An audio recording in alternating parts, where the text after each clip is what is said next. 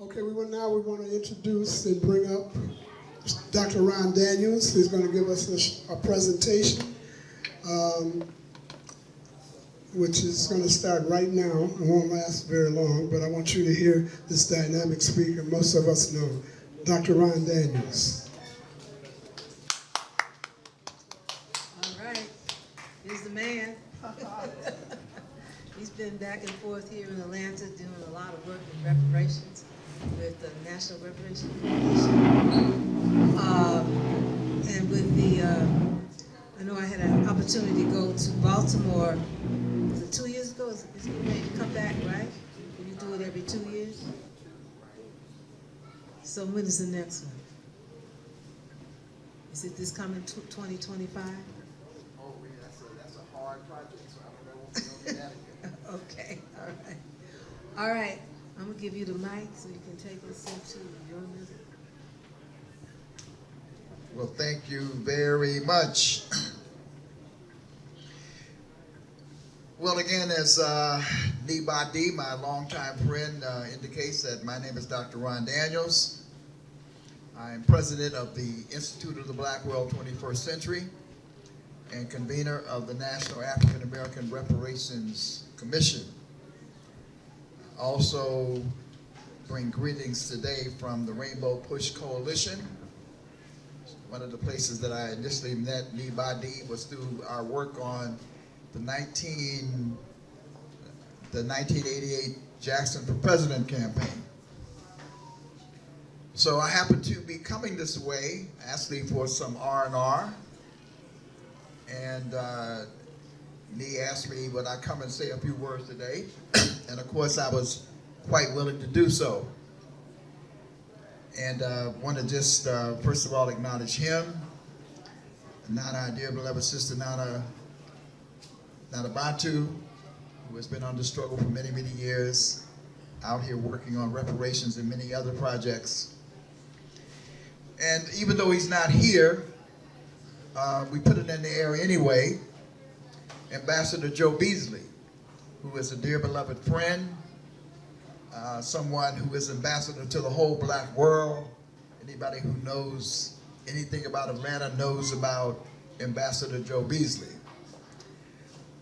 Also, he's not here, but we got to give a shout out to Derek Bozeman.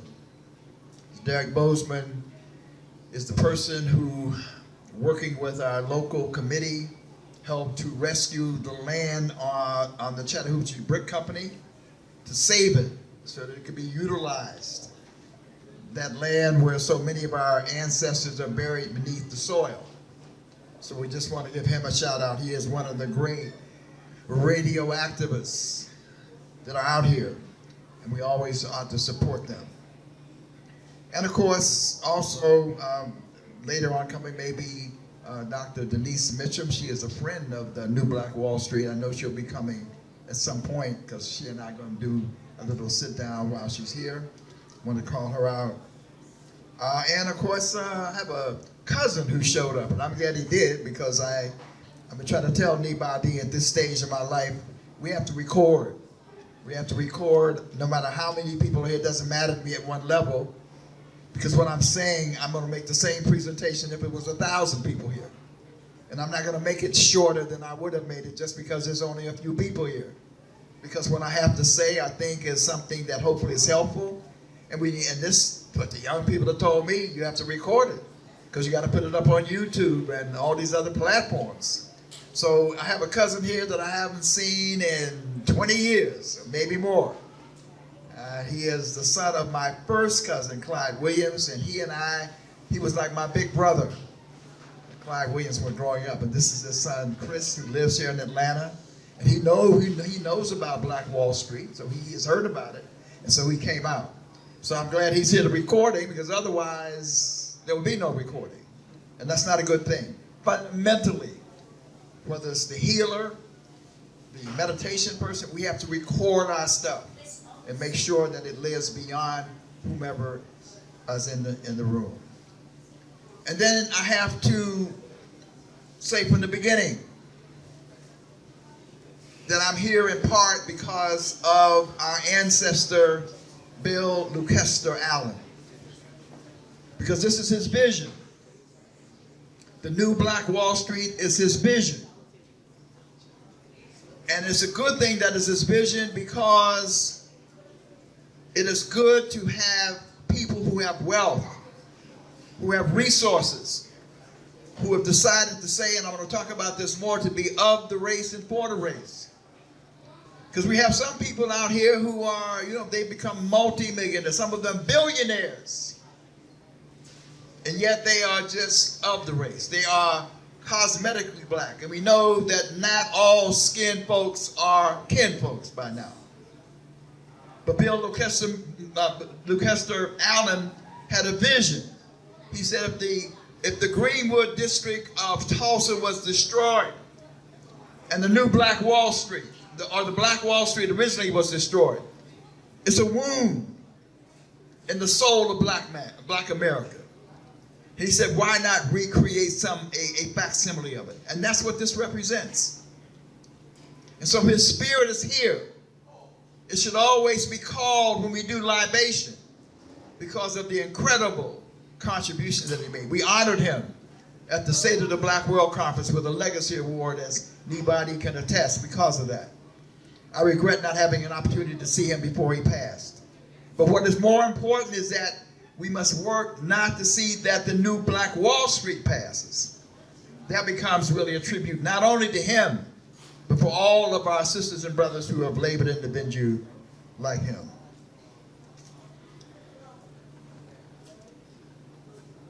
So Kuchachagalia is self-determination. Let me also say something about that, because Kwanzaa came out of the mind of one of the most brilliant people that African people have produced, Dr. Maulana Karenga.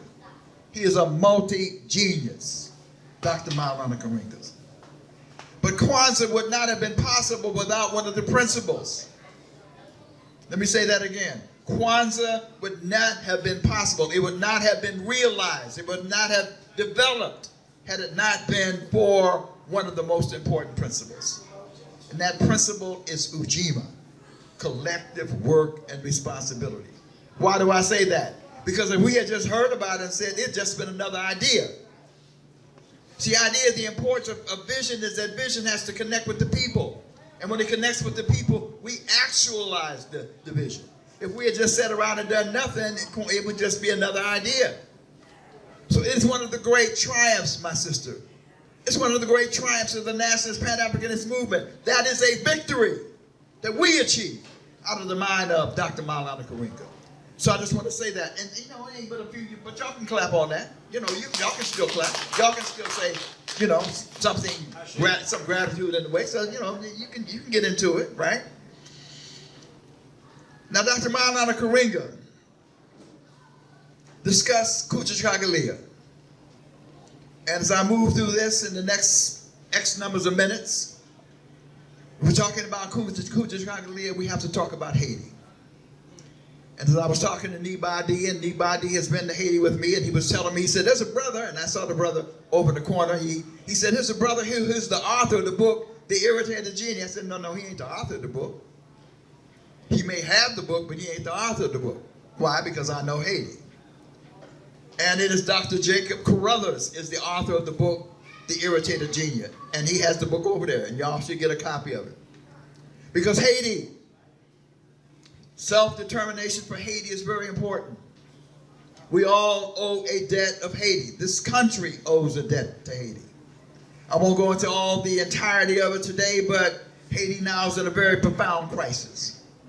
A very profound crisis, where unfortunately cartel-like gangs have seized much of the capital and much of the country. Some of them quoting Malcolm, one of them notoriously one called Barbecue, which I've called out.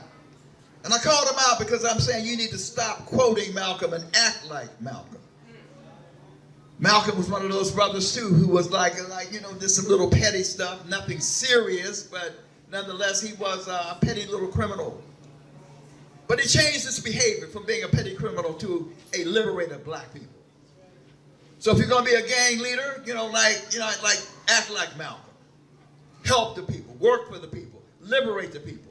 You don't liberate the people by being involved in extortion and crime and killing and murder. And there's a whole bunch of them down there in Haiti now. And there's some people up here who are extolling them as if they're liberators. They're not liberators. I'm in touch with people on the ground every day in terms of what's happening in Haiti.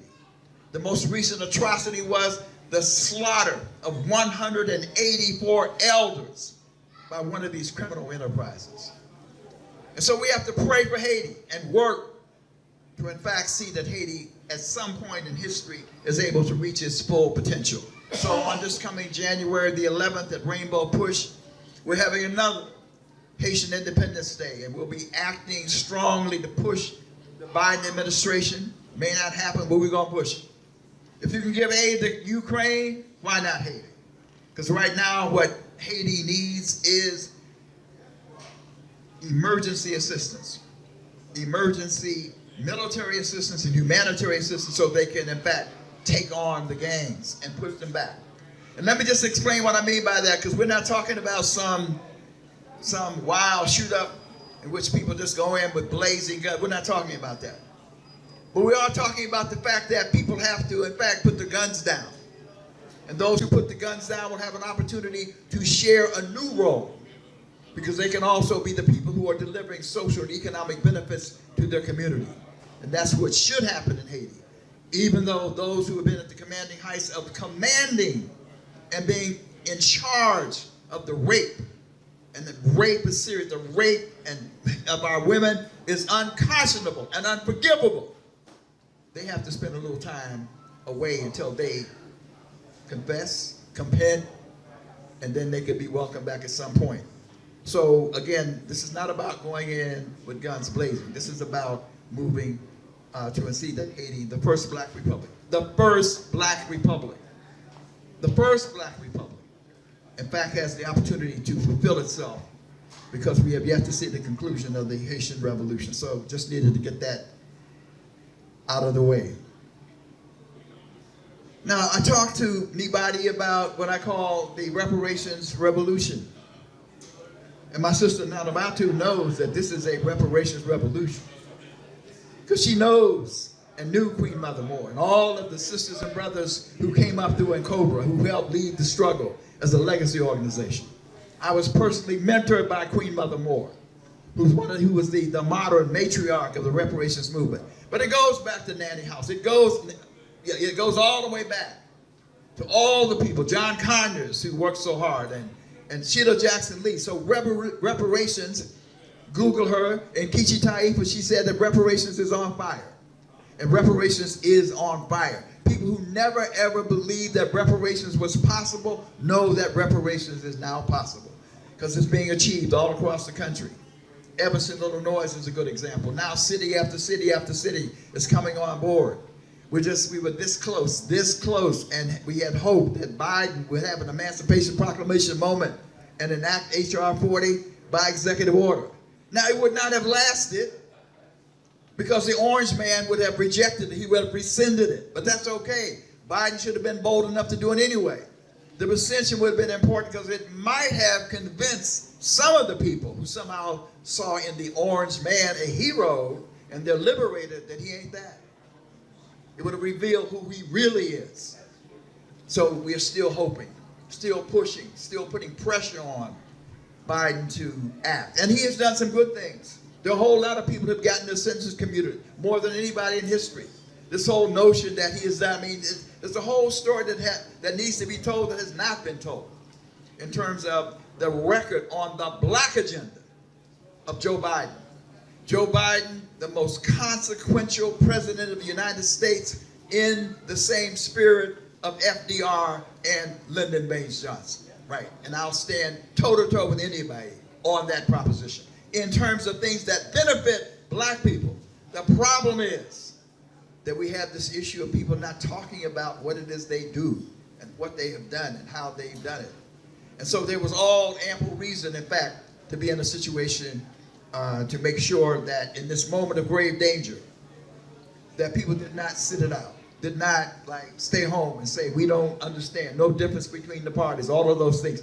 These are things we're gonna have to work on in terms of educating our community. So now let me just come quickly to the context of what it is of the moment. Because we are in and have been in one of the most dangerous moments in the history of the United States of America.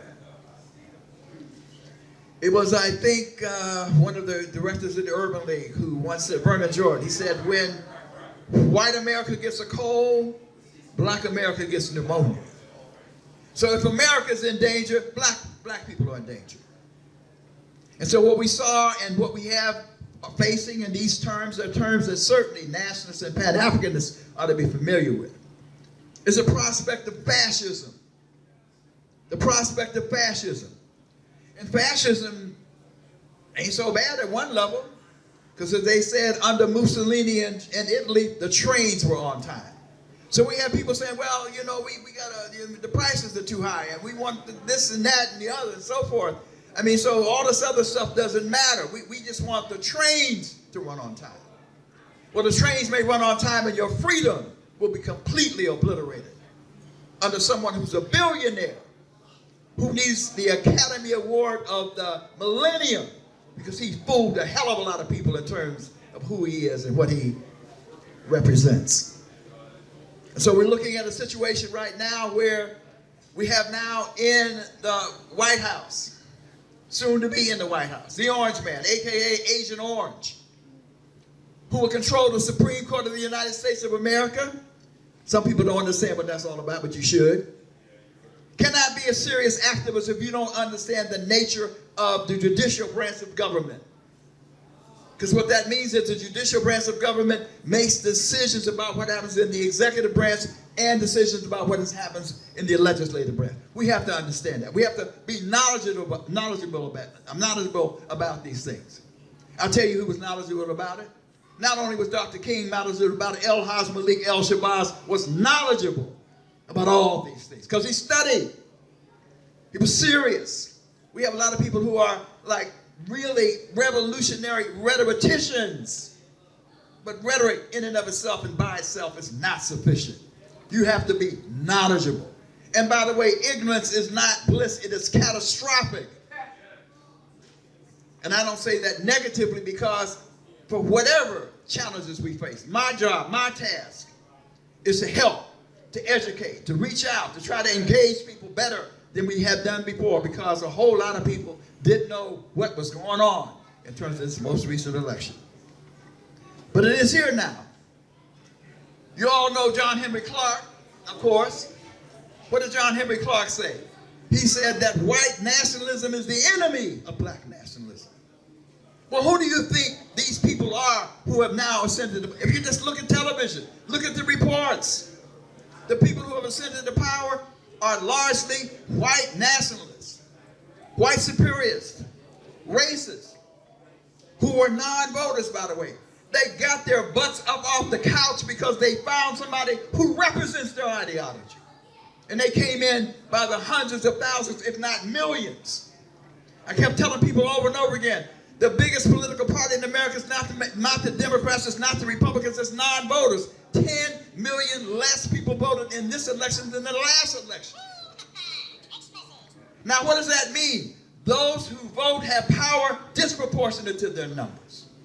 So it's a weapon. It ain't the only weapon. Voting is not the only thing we need to do. But if you vote in this climate, you have power disproportionate to your numbers, which is where the Democrats made their mistakes. They kept going for the thin, narrow margin instead of doubling down on the black base. That's what they should have done. They didn't do. Even Kamala Harris, who meant well, did not do it. So I say that now we faced a crisis. And I quote Dr. Karenga in this regard. He said, the key crisis in black life is the culture crisis. Let me say that again. Over and over, Dr. Karenga has said the key crisis in black life is the cultural crisis. He said if we are not in tune with who we are, do not know our history and our culture, he said we will always believe the white man's ice is always cold. In fact, if we are in this Stonecrest, Georgia, in the middle of 100,000 black people, 100,000 black people. There is no way that if we are culturally conscious and committed, that this black Wall Street is not thriving. You understand what I'm saying? I'm not condemning. I'm just saying that's the work that has to be done. The work that has to be seriously undertaken. Because what is represented here should not fail. It should succeed. Because we are consciously committed. Can you imagine if this mall were owned by other ethnic groups, the Italians or the Greeks or the Jews or whatever? There's no way that it does not succeed. Now, there's a reason for that, which is why I don't despair. Because we are in a situation where it's a key crisis because who we are and what we are there was an effort to beat it out of us. Malcolm said, we didn't land on Plymouth Rock. Plymouth Rock landed on us, right? And in so doing, and this is a lecture all all by itself, of all the African people who suffered, and the suffering was humongous. It was the greatest Holocaust in human history, the greatest Holocaust. The estimates are like staggering. I don't even want to go into the numbers. Some people say 100 million Africans were destroyed by the transatlantic slave trade. But even if it was 40 million, 30 million, more than any other. But not just was it about the cruelty. If you go, as some of you have gone to Brazil, you find people speaking pure Europe. If you go to Cuba, you find people still who know the African ways. All over the hemisphere, you'll find it, except here. It wasn't wiped out completely, but my point is, here there was an intentionality to completely obliterating the African culture, who you are as a people, to make black a badge of degradation, to make all white people, by definition, superior to black folks. Defying us and telling us we couldn't even sing our Negro spirits, couldn't even play our music, couldn't play our musical instruments, barred us from doing that. Why? Because they knew that if we can, in fact, and because we were scattered, we were different ethnic groups, they deliberately dispersed us. Because they knew if we could communicate in our language, we in fact would unite and fight as we did unite and fight. That's where the Negro spirituals come from. That's the genius. That is the Kuumba, if you will. Because even in the face of white people, as we talked about stealing away to Jesus. Just wonder how they're stealing. And folks were saying, in the white man's face, they knew that there was a ship called Jesus that they were brought on over here in. So they were talking about, we can get back on the ship and get the hell out of here. And they would say that, right? So that ingenuity is there, but still, in the language, and Martin Luther King even talked about that. We are in a situation where every day we are bombarded with African-centered symbols and images. White is damn near always right. Black is always evil and negative and all that kind of stuff. You know, if you want to really talk about a sin, just call it a black sin. If something really, really bad, you know, you add the black adjective to it. You want to make that adjective horrible. You know, I mean, a little white lie is a little white lie. You know, it's okay, right? And it gets down to what? Angel's food cake and what? Devil's food cake. Every day we are bombarded with these images. Which means that we can never ever OD on black history and culture. We constantly need to be doing Kwanzaa every day to fortify ourselves in the midst of the hostility of these United States of America. So that's what Karenga was saying when he said that the key crisis in life is the cultural crisis. And so in order, what I'm talking about and have talked about across the country, in the face of this crisis is a need for a cultural offensive. A cultural offensive.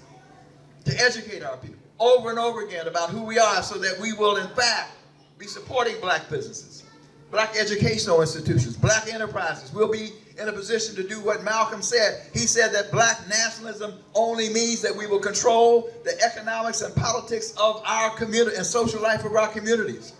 If you go to Harlem, we're being eaten up by gentrification. The displacement of black people and black culture. all across this country. Gentrification is one of the key issues. And then internally, the fratricide, the murder of our own people by our people, which is so painful, is a consequence of, again, the absence of culture. That culture that's healing in the same way that the brother's talking about. That meditation, that healing is important to us in terms of how we move forward. So sisters and brothers, at this critical hour, and it's critical. I mean, people can talk about it ain't, we've survived. Yeah, we will always survive. But we don't need to be scratching and clawing and you know, some of us went through COINTELPRO. This generation needs to know, Sister Nana, about what COINTELPRO is about. You sit there and you don't know what the hell's going on, and you see who they're getting ready to put in charge of the FBI. That's COINTELPRO. That means I am vulnerable right now, speaking out against the orange man and the Agent Orange. They say, well, that ain't no big deal. Well, it ain't a matter whether I'm innocent or not. If I'm accused, I got to spend money to defend myself. Then I got to come to y'all. We have to create the Ron, because I'm broke. I got to have the Ron Daniels Defense Fund.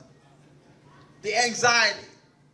He is even going after people like Liz Cheney. You know what he'll do with people who are, that's all a part of the program. In the name of, we want groceries to be, and I'm not denying that. We need grocery prices to come down, as if now he's telling you, I don't think I can magically wave a wand. You damn right you can't wave a wand and bring no grocery prices down. And by the way, one of the problems is people walking around here talking about Trump gave us a check. Well, he's an egomaniac. He didn't give you the check. That was Nancy Pelosi in the Biden administration. The egomaniac wanted his name on the check. But because you don't do nothing but groan and moan and you don't study, you thought he gave it to you. But even if he gave it to you, what did he give to the Central Park Five? Where's our dignity and our self-respect that we would allow a candidate on stage to give the implication that Kamala Harris was a prostitute? And then J.D. Vance would call her trash, straight up. And we would still like vote for him? Or sit at home, it's all the same. I mean, I ain't all up in that, I ain't got nothing to do with that. Well, again, hear me. I am not condemning my sisters and brothers. I'm saying we got to work hard. Because that cultural aggression is deep. That self-hatred, that internalized racism that the People's Institute has worked on anybody for years. We got to overcome that internalized sense of self-hatred and lack of worth to take these people on. We got a situation right now, talking about reparations, affirmative action. Diversity, equity, and inclusion is a watered-down version of affirmative action. It ain't even a racial remedy. It's kind of, they were trying to figure out a way to, let's sneak it in a little bit so we can hire some more people. But it ain't the real deal. It ain't a straight-up racial remedy. It is not reparations for sure. But they don't like it. Because they are the enemies of black nationalism. Grievance-laden white people. In fact, one of the great tragedies of American history is that people who have the same grievances. And down south, folks used to talk about it. Living in the same conditions. And they say the white folks next door was poor as church mice. Right? Poor. Seriously poor. But could not bring themselves to unite with black people to fight the real exploiters. Because at the end of the day, it is the rich white folks. It is those at the commanding heights of capital and finance in a racialized capital system who really don't give a damn about white people, black people. They only care about one thing. That's the green God that they worship. It is not money that's evil. It is the love of all evil. Why would somebody like Elon Musk, the richest man on the face of the earth, be worried about how much more can he get from the government? How much more can he squeeze? Goodness gracious, how much money do you need? It's evil. The love of money is the root of all evil. I told my kids one time, I'm trying to hit the lottery. Seriously. But when I hit it, it's over within about 48 hours. I take enough to take care of my family, some key things, and the rest of it, your organizations, it's the Ron Daniels Foundation, the fund movement. What the hell do I need with all this money? For what? How many more matches? How many more matches can you have? It's the love of money. So we got this white boy. Google him. His name is Robbie Starbucks. Robbie Starbucks. Single white boy. Single white boy who has single-handedly decided that this diversity and inclusion that they hate, and this wokeness that they hate. Did you hear what Trump said about wokeness the other day? Being woke, calling people correct, trying to be decent to people, that wokeness. He went and he could say it openly. He said wokeness is bullshit. Can you imagine Obama saying something like that and what would happen to him in America if he said some stuff like that? Can do it every day. This is the president-elect. This is the man who's getting ready to go into the White House. Goes before an audience and says wokeness is bullshit. And evangelicals, so-called Christians, will put aside their faith in order to advance their retrograde, right-wing, racist agenda. And yet we so this white boy, Robbie Starbucks, single-handedly using social media, as threatening to bring Walmart and these big corporations that are using diversity, equity, and inclusion to their knees. And they're capitulating. They're capitulating. Walmart the other day got shaken. Okay, Mr. Walmart, we'll do whatever you say. Yeah, whatever what you want. Now, what does that mean? Do you know how much consumer power is in the hands of black people? It's a couple $1 trillion that we have in our hands. In effect, what he's saying is, black folks ain't going to do a damn thing. White nationalists are going to attack you. Where is black nationalism? Where is black self-respect? Where is black dollars as a weapon in the black people? He's saying that y'all ain't going to do nothing. That's what he's saying. But the fact of the matter is that if we had cultural consciousness, we would say the hell with Walmart. And by the way, there's an art and science to it because we don't have to shut down all of their business. There's a thing called a profit margin. When you study stuff, we only have to take a little bit of their profit off, and they'll come running. All this money in Xmas. If we told them we are not going to spend a dime doing Xmas, reparations would happen tomorrow and a hell of a lot more. My point is the cultural question, the cultural value. We have got to be prepared to use economic sanctions as a weapon in the black freedom struggle.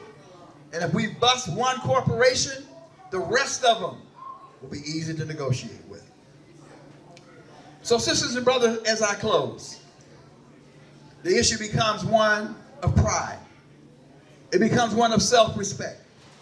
It becomes one of utilizing what we have to fight in this very incredible moment.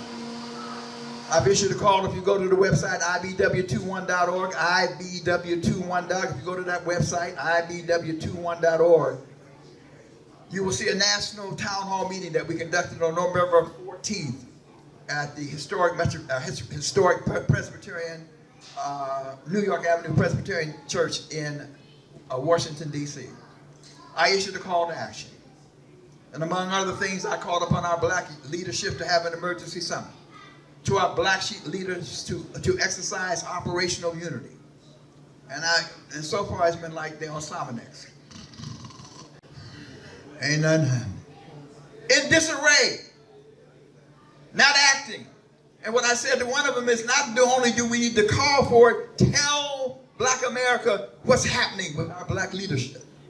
And that black leadership has to include all of us, by the way. I'm not just talking about the Legacy 5, the NAACP, and I work with all of them. But it's got to include Black Lives Matter, Movement for Black Lives, Reparations United, and COBRA. It's got to include all of those organizations have to be at the table.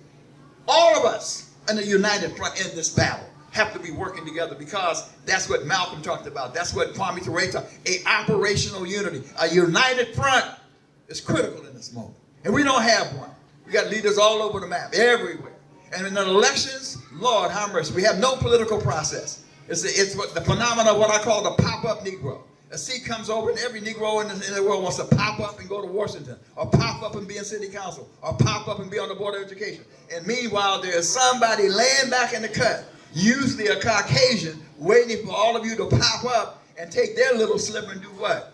Defeat a minority defeats the majority, because we were not organized. We had not the cultural consciousness to be sufficient in terms of the struggle. So we have some difficult days ahead, as Malcolm would say, but it's not beyond our possibility.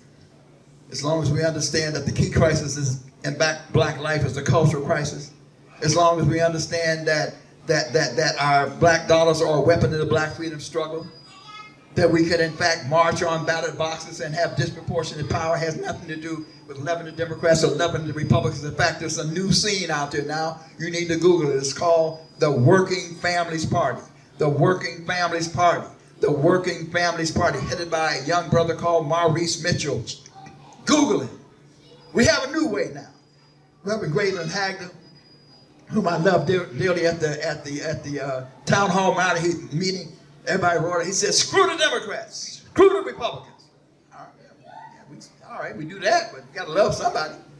So you can screw the Democrats and screw the Republicans, because we now have the Working Families Party, an independent party that we can also support. So we got that out of the way. But it's got to be a participatory party, because it's not just about voting. It's not just about coming around to you when election time. We have to be engaged every day of the year in a culture of civic participation and political literacy, to have our people understand how this system works. As Dr. Maulana Karenga would say, we are realistic, meaning we have to understand the system as it works. But he says, as for reality, we have come to change it. Let me interpret that one more time. This is a racialized capitalist system. We have to understand the rules of engagement. We have to participate, but we are not in favor of the system. Our ultimate goal is to create an African-centered, African-based economy based on our principles. Ujamaa is what we're talking about, not racialized capitalism. But you have to go through the process. You struggle, you work, you choose your battles, and you get there. It may take a long time. It may be like Martin Luther King said, it may not happen in my lifetime. That's irrelevant. It's about our ancestors. It's about those who paid the price to be where we are, and passing the torch to the next generation to carry it on with knowledge. With knowledge. Because again, ignorance is not bliss, it is catastrophic. You have to pass on that knowledge. So I close with a pledge that I did some years ago called A Pledge to African People. Because at the end of the day, we also have to know who we are. I am thankful for Queen Mother Moore for helping me to understand who I am. What a brilliant woman Queen Mother Moore was. She would get up and say, "Why are you calling yourself a Negro? You're not a Negro. Why are you calling yourself a Negro?" "I'm black." "Black? Why are you just calling yourself black?" She said, "Where's black land?" She said, the Italian is an Italian because there's a land called Italy. Polish because there's a land called Poland. Greece because there's a land called Greece. Where is Negro land? Where is black land? Why are you running away from who you are? You are an African. That's who you are. May not be able to know what ethnic group you're from, but the one thing you know is you are derivative from the continent of Africa. And why are you ashamed of who you are? Calling yourself a Negro. And whether or not this was actually true or not, I don't know. But the Queen Mother would say, I'd rather be a Negro than a Negro. She said Negro in the Latin and the Portuguese and all that is it's black, right? But it's black negative. No, not never shall you grow black. She said, I'd rather be a Regro. Why? Regro means what? Revitalize, rehabilitate, restructure, re-energize, redevelop. Be a Regro if you got to be some kind of grow. That's Queen Mother Moore. That's Queen Mother Moore, her wisdom talking about who we are. So we are an African people. We will remember the humanity, glory, and sufferings of our ancestors and honor the struggle of our elders. We go through the streets today. We just talked about what happened in Haiti, 188 people of elders being attacked. We go through our communities today and we find young people who are lost, who are attacked, not only speaking garbage in front of our people, attacking elders. That is not who we are. We are not in our right mind when that occurs. That's an illness. We have to find a way to flesh that out, because none of us in our youth would have done that. We didn't even curse in front of our parents. Didn't mean we didn't curse. I know I did. Smoke a whole lot of stuff. You went around the garage. You went around the corner. Whenever an elder showed up, you acquitted yourself. In the African tradition of respecting the elders. Doesn't mean the elders are completely correct or right about everything, but you gave a certain deference to that experience. We also have to mention again our elders, because of the struggle they've been through. We will strive to bring new values. That's what Kwanzaa is about, a new life to our people. We will have peace and harmony among us. We cannot, in fact, wage war on others when we are not internally united and have peace among us. We will be loving, sharing, and creative. We will work, study, and listen so we may learn, and learn so we may teach. I'm honored to be a doctor. In fact, Dr. Hakeem Adabuti, I wasn't interested in being called Dr. Ron Daniels, but he called me one day and said, well, we said, how long you been working on this degree? I said, well, maybe 20 years. I said, brother, you all right, you can call yourself you Dr. Ron Daniels. So I be Dr. Ron Daniels, not so much because I want to tout that so much, but here's what I know about it, that I always believe. I know that this degree does not belong to me. It was achieved by those neighbors who were watching me and would tattle on me and tell when I was doing something wrong, helping to guide me. I know their names. In my book, I call them out. I owe them. I owe my education to them. Therefore, I am obligated to share my education, to share my talent, to share whatever I have to my people. It is not mine. It is not a capitalist enterprise. It is something that I must share. I'm obligated because it does not belong to me, because without the village, I do not exist. We need to teach that as we go along. Work, study, listen, so we may learn so we may teach. Cultivate self-reliance. Garvey talked about that, didn't he? We will struggle to resurrect and unify our homeland. Africa is the richest continent on the face of the earth.